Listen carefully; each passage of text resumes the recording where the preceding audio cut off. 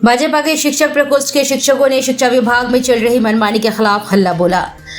झांसी में 2 जून को भारतीय जनता पार्टी के शिक्षक प्रकोष्ठ के कानपुर बुंदेलखंड क्षेत्र के क्षेत्रीय सह संयोजक डॉक्टर बाल मुकुंद अग्रवाल व झांसी महानगर संयोजक प्रद्युम्न दुबे के संयुक्त नेतृत्व में संयुक्त शिक्षा निदेशक झांसी मंडल झांसी को ज्ञापन देने कार्यालय पहुंचे, लेकिन संयुक्त शिक्षा निदेशक झांसी मंडल झांसी के कार्यालय में न होने पर दूरभाष पर हुई वार्ता में 31 मार्च 2025 को सेवानिवृत्त हुए शिक्षक कर्मचारियों को आज तक पेंशन शिक्षा विभाग की लापरवाही के चलते पेंशन एवं अन्य देयकों का भुगतान नहीं हो पाया है और 30 जून और 31 दिसंबर को सेवानिवृत्त हुए शिक्षक कर्मचारियों को नेशनल पेंशन व ग्रेजुटी के लिए भी कार्यालय के चक्कर लगाने के लिए मजबूर हैं। शिक्षा विभाग कार्यालय में बाबुओं की मनमर्जी चल रही है।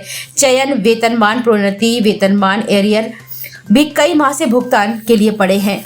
एनपीएस क्रेडिट से आच्छादित शिक्षकों की वेतन से 2016 से कटौती की गई धनराशि प्राण खातों में आज तक नहीं पहुंची है। भारतीय जनता पार्टी की सरकार ने वित्त विहीन के शिक्षकों को पूर्णकालिक शिक्षक होने का दर्जा प्रदान करवाया है। प्रत्येक विद्यालय में वित्त विहीन शिक्षक अधिनियम को लागू करना जरूरी है, लेकिन शिक्षा अधिकारियों ने शिक्षा विभाग के द्वारा कार्य रूप में परिणत नहीं करवाया। स्थिति यह है कि शिक्षा विभाग के अधिकारी और कर्मचारी मस्त हैं और शिक्षक कर्मचारी परेशान हैं। सरकार ने शिक्षा विभाग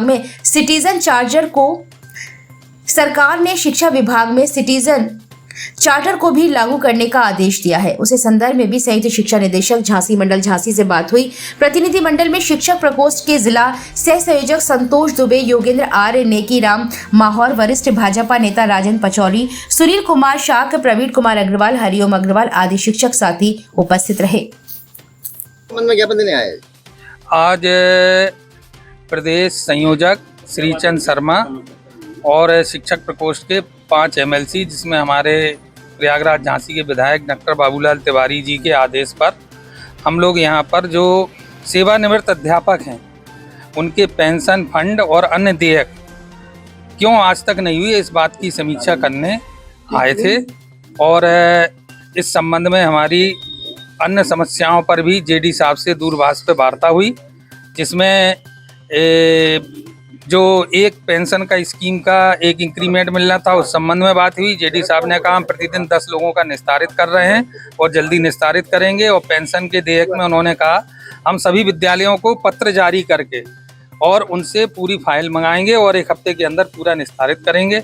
और वित्तविहीन अध्यापकों के लिए भी कहा है कि वित्तविहीन शासनादेश को लागू किया जाए, उनकी सेवा शर्तों को सुनिश्चित किया जाए और प्रत्येक पटल पर जाकर हमारे शिक्षक प्रकोष्ठ के पदाधिकारी, जिला संयोजक प्रद्युम्न दुबे जी ने, जिला संयोजक ग्रामीण रोहित पटेल ने, योगेंद्र आर्य जी ने, जिला संयोजक वित्तविहीन संतोष दुबे जी ने और सभी पदाधिकारियों ने यहाँ उपस्थित होकर एक पटल पर जाके प्रत्येक समस्या को गहनता से पूछा और जिसमें जो निस्तारण हो सकता था, जिसमें जो कमी है उसको लिखित रूप से मांगा गया और सब जगह जल्दी से जल्दी निस्तारित करने का आश्वासन दिया गया।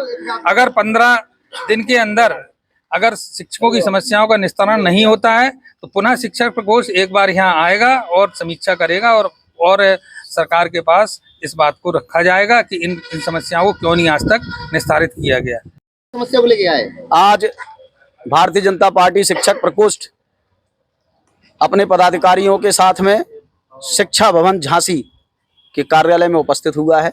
यहाँ पर बहुत से 31 मार्च 2025 को रिटायर्ड हुए शिक्षकों की पेंशन अद्यतन प्राप्त नहीं हो पाई है और विभिन्न समस्याएं शिक्षा विभाग में चल रही हैं। उसके संदर्भ में यहाँ पर ज्ञापन देने संयुक्त शिक्षा निदेशक झांसी मंडल झांसी को आए थे। वह लखनऊ में उनसे दूरभाष पर वार्ता हो गई है, ज्ञापन दे दिया गया है और सारे कर्मचारियों को बता दिया गया है पारदर्शिता के साथ काम करें। और भाजपा की सरकार का मुख्य उद्देश्य है सबका साथ, सबका विकास, सबके साथ मिलकर करना है, ये उनको बता दिया गया है। इन्होंने कहा है कि सारा काम पारदर्शी